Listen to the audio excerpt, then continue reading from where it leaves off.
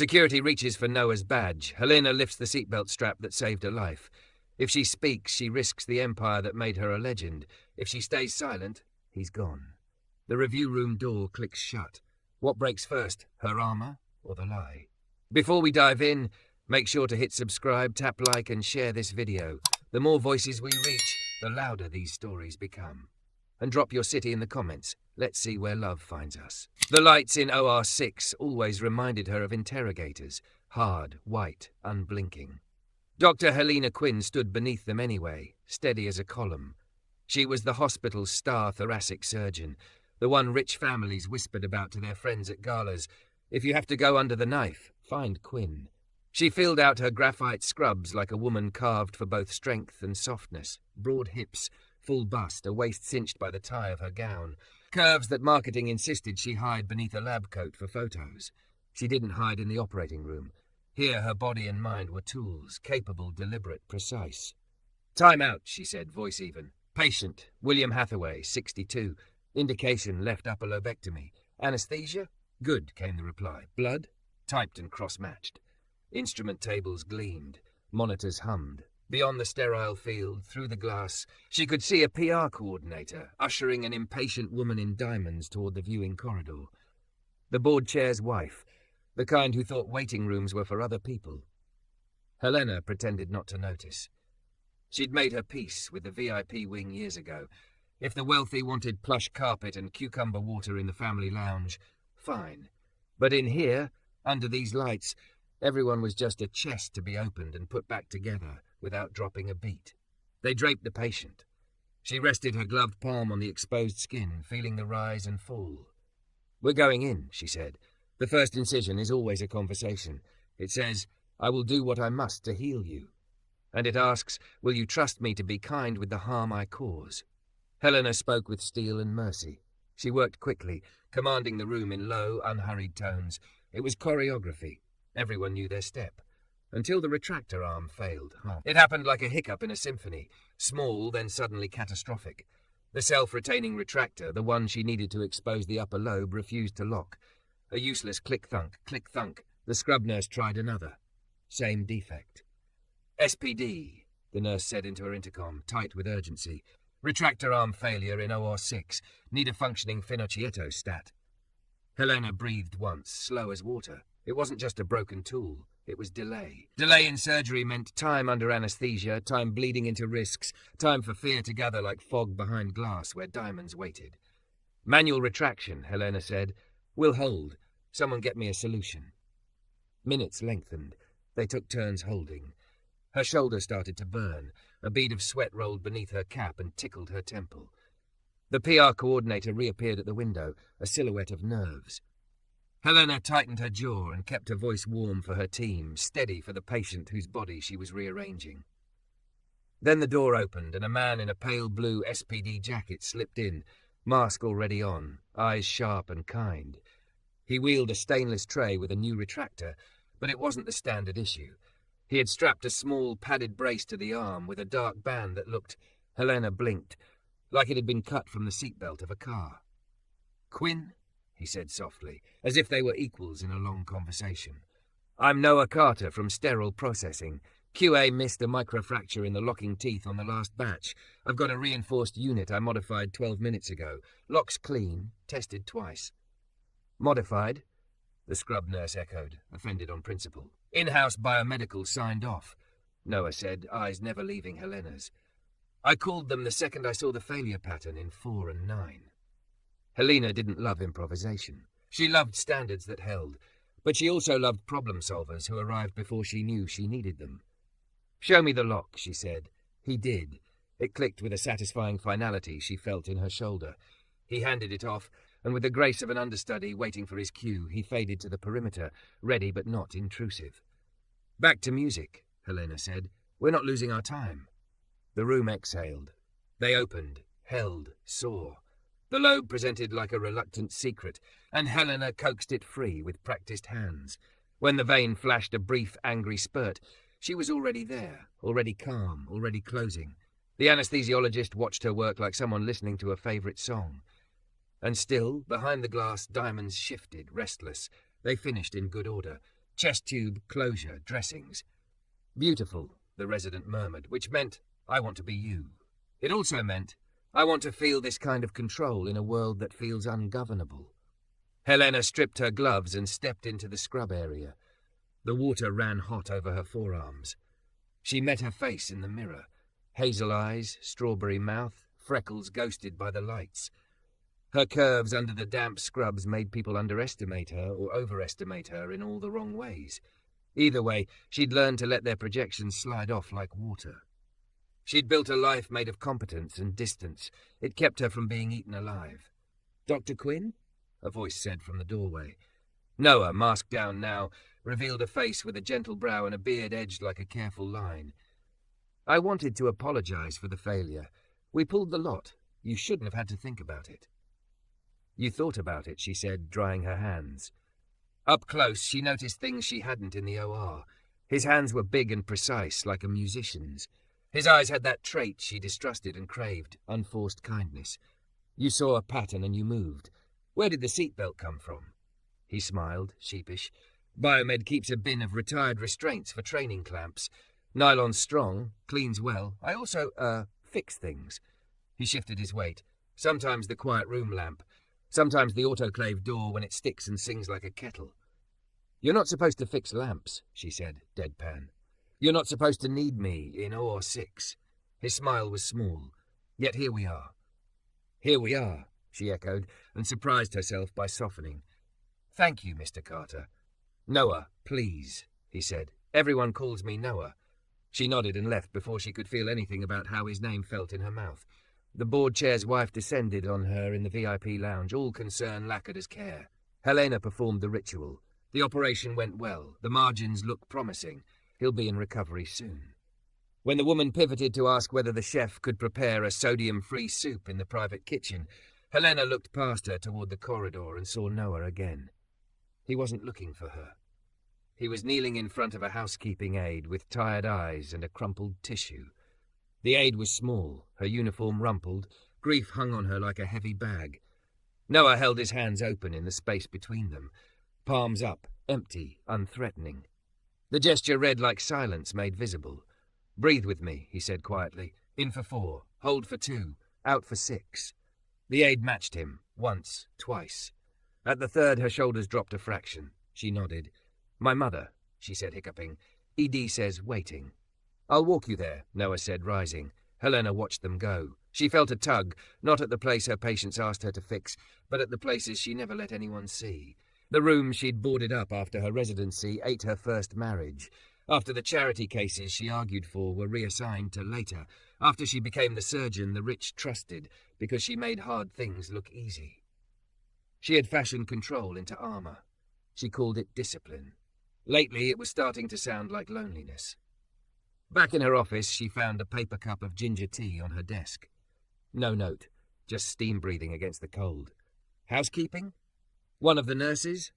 The cup had a little "We Notice" stamp, the kind the hospital put on suggestion cards that no one read. She laughed once, startled at the warmth rising in her chest. Her phone buzzed. A text from administration. "Reminder, 4 p.m. donor walkthrough. Your presence is requested for optics." Optics. She stared at the word until the letters blurred. She remembered Noah's open palms in the hallway, the way the aide's breathing changed, the way he'd said her name like it wasn't a credential. Noah. Everyone calls me Noah. At 3:58 she stood in the glossy atrium with its cappuccino bar and curated art. The donors arrived in a drift of perfume and cufflinks. She dutifully described the OR upgrades their money had bought. She was gracious and exacting and unsentimental. She pretended she couldn't smell the bleach under the cappuccino foam. On the lower level, they toured the sterile processing department as if it were a quaint factory in a museum. Look at the washers. Look at the trays. A man in a blue jacket nodded as the group passed, then looked up and found Helena. His eyes crinkled. "Dr. Quinn," Noah said. "How's Mr. Hathaway?" "Stable," she said. "Thanks to you, we'll send a tray to Path tonight." He tipped his chin, not false modest, just present. The donors kept flowing around them like a river around a rock. Helena, against her better judgment, stepped out of the current and into the eddy. "You saw failure patterns?" she asked. "How?" "Logs," he said. and listening. Nurses swear in different ways when something feels off. It's like music. The rhythm changes. I keep a notebook. You keep a notebook. Is that so strange? No, she said, and something loosened at the base of her throat. It's familiar. He nodded. I figured out a long time ago that I can't fix everything, Mom, but if I can keep one person from feeling helpless, I'll take it. The donors were nearly out of sight now, the PR coordinator's heels clicking anxiety back toward her. Helena should have followed. She stayed. You walked a housekeeper to the ED earlier, she said. That wasn't your job. Noah tilted his head. Neither was the seatbelt. She laughed, quiet and surprised again by her own voice. Thank you, she said, for both. Any time, he said, and in the space after, the coordinator called her name with a too bright lilt. Helena turned toward the sound, then back to Noah, and felt the thin membrane between her world and his, between optics and oxygen, flex and thin. See you around, he said. See you, she answered, and the words followed her up the stairs through the atrium past the art that meant nothing and the cappuccino that tasted like apology. She could feel, beneath the practiced cadence of her day, a new rhythm forming, soft, steady, like open palms and a seatbelt that held. Don't forget to subscribe for more intense cinematic love stories. Your click helps us make the next chapter. Morning always arrived too fast on post-op days. Helena woke before her alarm, heart already stitching together the day's list. Rounds at 7. A donor breakfast at 8:30, optics again. A consultation for a hedge fund founder at 10. The schedule was a spine. She clicked each vertebra into place and climbed into her charcoal dress, its soft knit clinging to her hips in a way that reminded her she had a body under the armour. Lab coat over it. Red hair pinned. Strawberry tint on her mouth. She used to resent how many people met her curves before they met her scalpel. Now she let the facts coexist. She was both. Mr. Hathaway slept peacefully. His chest tube burped rhythmically like a sleepy infant. She spoke to his wife, who took Helena's hand with both of hers and blessed her as if she were a priest. We'll wait on pathology, Helena said, but I'm encouraged. In the elevator down to the atrium breakfast, 2 nurses whispered about the recall. SPD flagged 3 more trays, one said. Noah caught them before they left decon.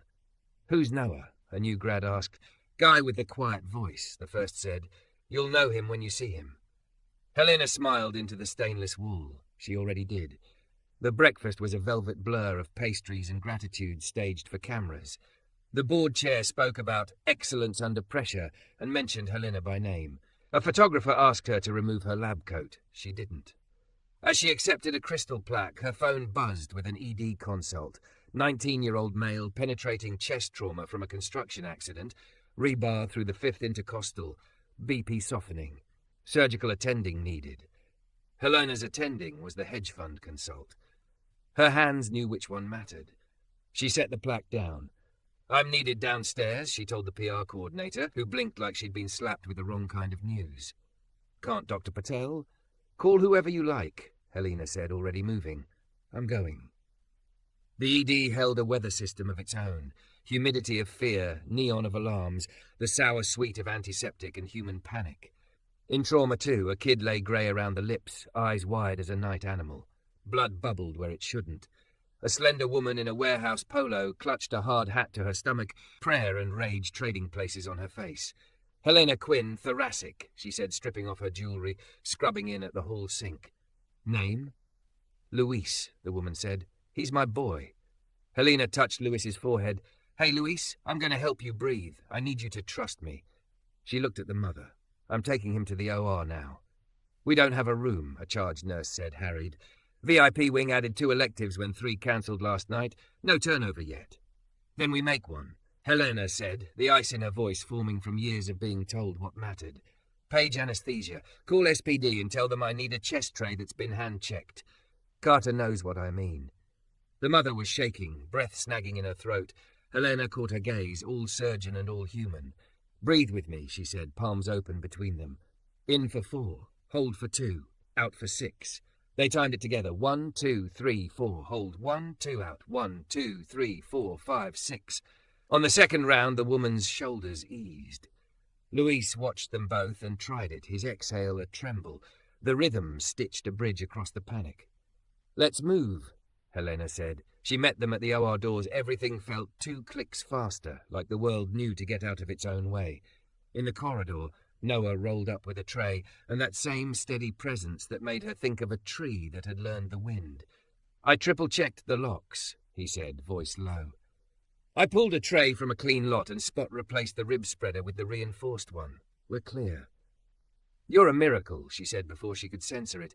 He blinked at the word like it embarrassed him. It embarrassed her too, how sincere it sounded coming out. Inside, the room snapped to attention.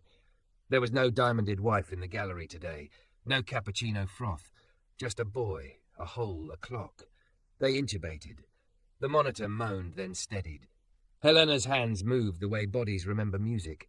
The injury was worse than the scan promised. The rebar's kiss had nicked an intercostal artery and flirted with the lung. "Retractor," she said. Click. Metal parted ribs with a sigh. The lungs spilled their stuttering secret, bright and wet. She suctioned, clamped, repaired. "Sponge," she said. Vascular clamp. Her shoulder burned, and she welcomed the ache.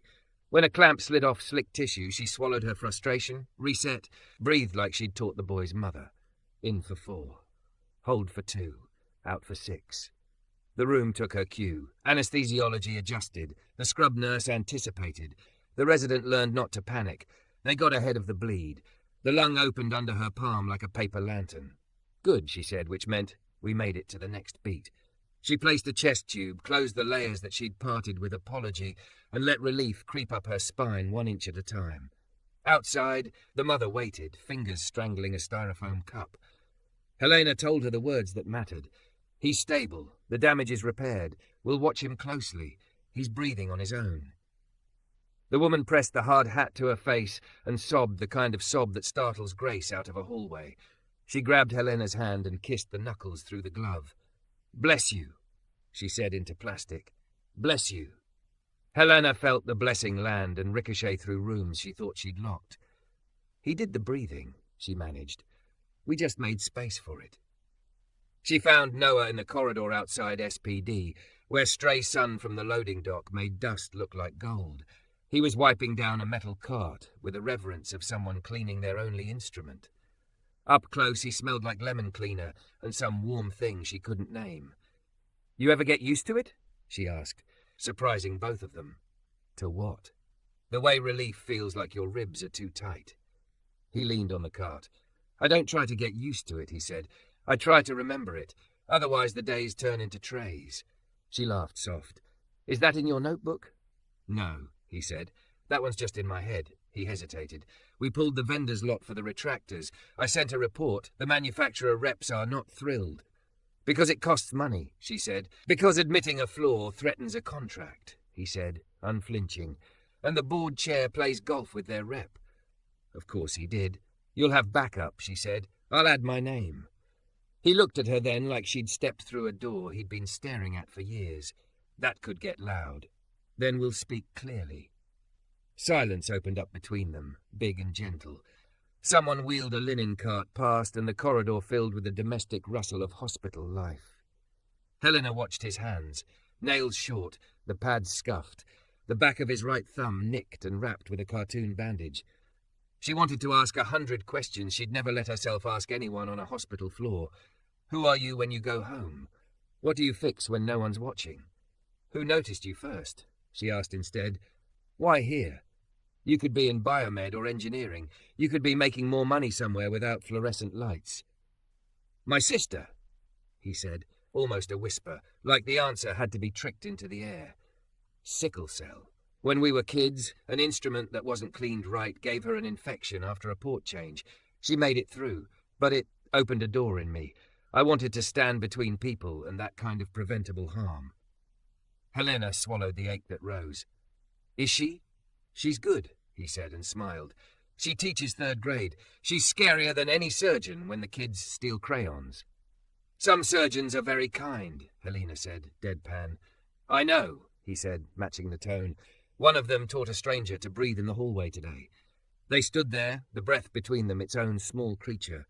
She felt the day trying to pull her away. Notes to write, a consult to salvage, a donor to placate. She didn't move. Her phone vibrated with an email. Administration, please review. She skimmed. A process deviation report had been opened about unauthorized modifications to surgical instruments. The screenshots showed his seatbelt brace. The CC list was a who's who of people who like to say no in long sentences. Of course, she said. He read her face. I figured this part was coming. Let me answer it, she said, fire licking the edges of her calm. I'll document the failure pattern. I'll name the saves you made.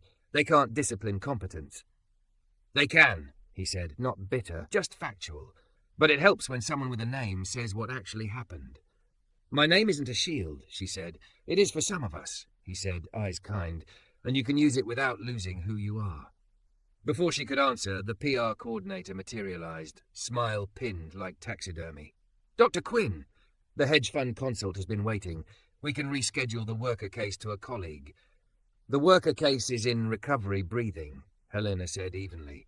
Tell Mr. Wade, hedge fund, I'll be 10 minutes late. The coordinator's smile cracked. She withdrew. Noah's mouth tilted in what might have been admiration or mischief. You like trouble? He asked. I like truth, she said. Trouble is just truth with a loud voice. He chuckled, then sobered. Be careful. You too, she said, and meant it like a wish. She made it to the consult only 11 minutes late. The hedge fund founder wanted assurances no one could give. She gave him facts.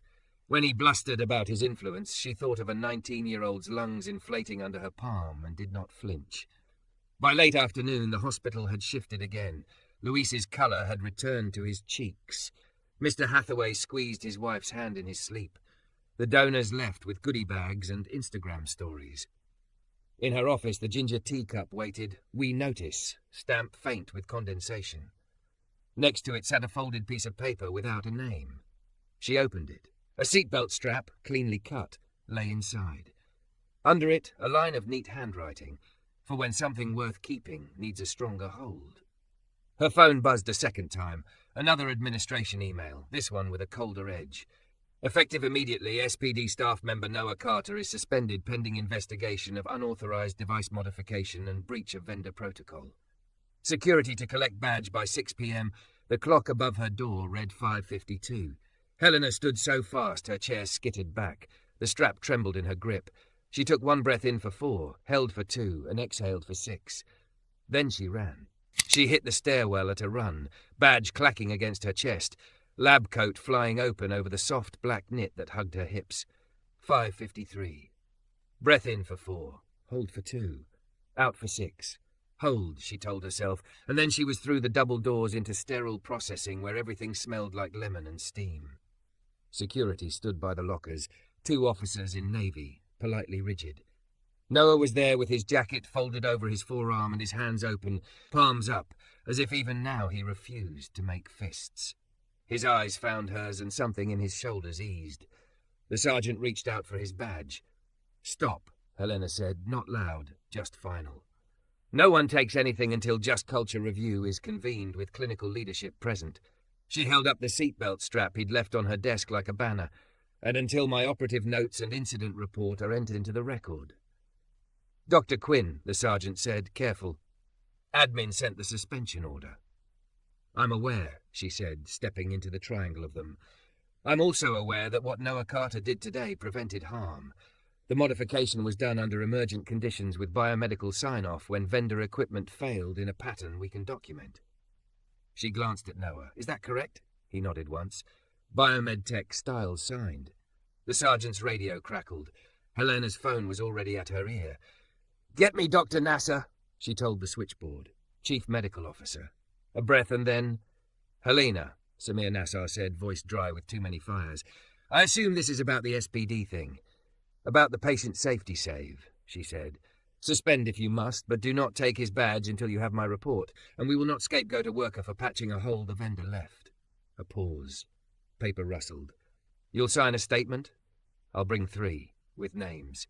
Nassar exhaled. Hold the badge, officers, he said through her speaker. Mr. Carter, you're on administrative leave with pay pending review. Dr. Quinn, quality and safety at 8 a.m. The sergeant slid his hand back.